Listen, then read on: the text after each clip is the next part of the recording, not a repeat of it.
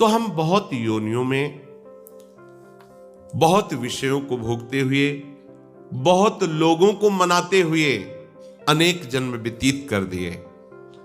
अब मनसैवेन्द्रिय ग्रामम विनियम समन्ततः, हम अपने मन से, अपने इंद्रियों से इन विषयों के भोगों का चिंतन करना, इन विषयों में के भोगों में सुख है ऐसी भावना रखना, यह हम हटावें।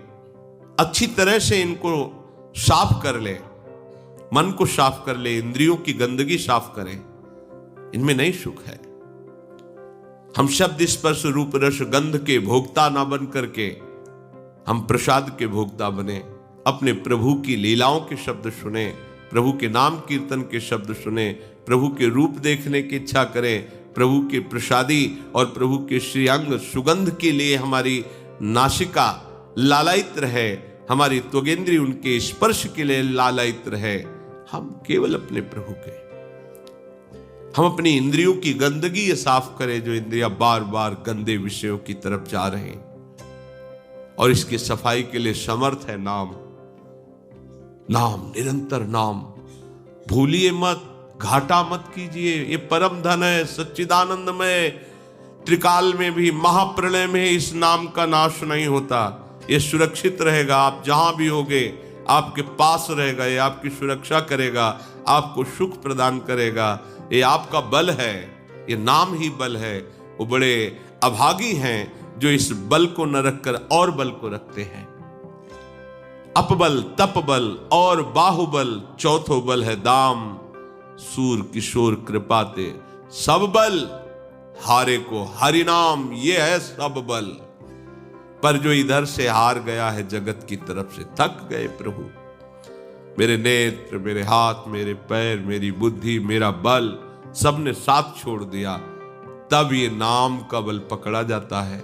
अभी आप थोड़े बारे कोई न कोई बल का आश्रय लिए, इसलिए नाम को भूल जाते नहीं। कैसे भूल सकते हैं?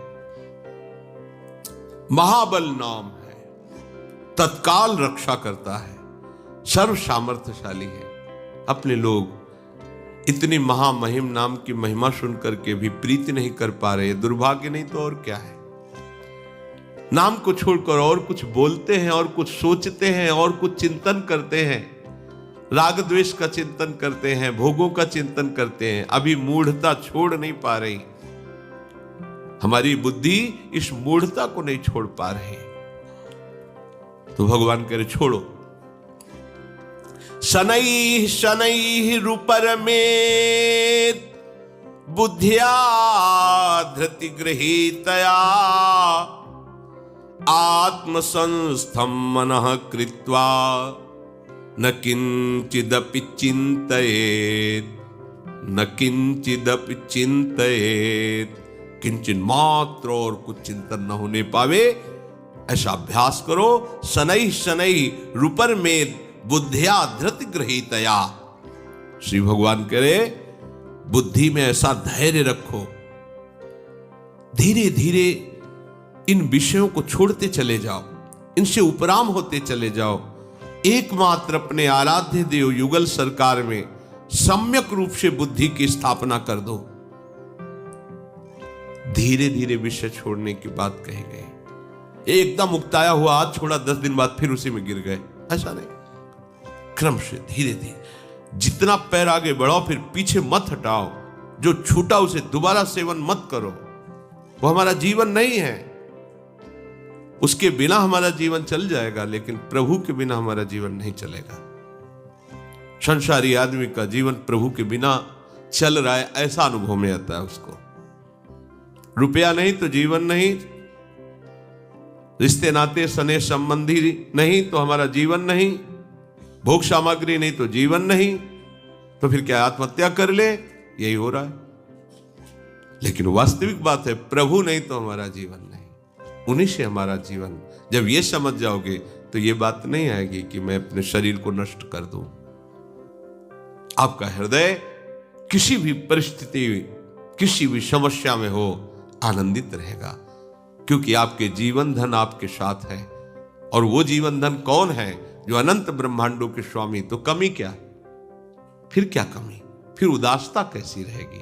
फिर निराशा कैसी रहे? समझो इस बात को।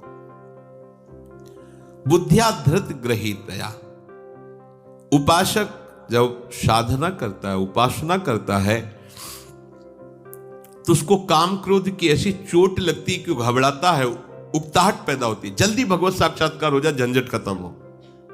क्योंकि आसपास से उसको इतना ताप लगता है विकारों का कि वो सोच ही लेता जल्दी से भगवत प्राप्ति हो। हाँ, अभी 3 दिन हुए, नहीं हुई, पता नहीं इस मंत्र में ताकत है कि नहीं है, इस साधना में है कि, छोड़ो, दूसरी पकड़ो, तीसरी पकड़ो। नहीं नहीं, ऐसे नहीं चला जाता परमार्थ में। ये भगवत मार्ग है, धैर्य पूर्वक चला जाता है। बुद्धिया धृति ग्रहीतया, कभी भी इस मार्ग में निराशा हमें लानी ही नहीं है। बहुत ध्यान से सुनना। भजन करते समय, ध्यान करते समय, भगवत आराधना करते समय हमारे हृदय में ये माया जनित प्रेरणा आएगी। देखो ना, इतने दिन करते हुए तुम्हें क्या लाभ मिला, वो आपको इधर से हटाएगी। ये माया का क्षेत्र है। ये जो विचार आ रहे हैं, इतने दिन हो गए तुम्हें भजन करते, ब्रह्मचर्य रहते, तुम्हें साधन करते, क्या मिला? और देखो ना इन लोगों को, कितने आनंदित है, विषयों में खेल रहे हैं, जो चाहे वो भोग रहे हैं, जो चाहे वो खा रहे हैं, कितनी मौज मस्ती है। और इतने दिनों से हम ये संयम, ये संयम, ये संयम, मिला क्या यार? जिंदगी तो वैसे ही जलते हुए जा रही। ये प्रेरणा करेगी माया, ये भ्रम पैदा करेगी। अभी भगवत प्राप्ति तो हुई नहीं, कोई आनंद तो आया नहीं, आगे क्या होगा जब इतने दिनों से नहीं आया है?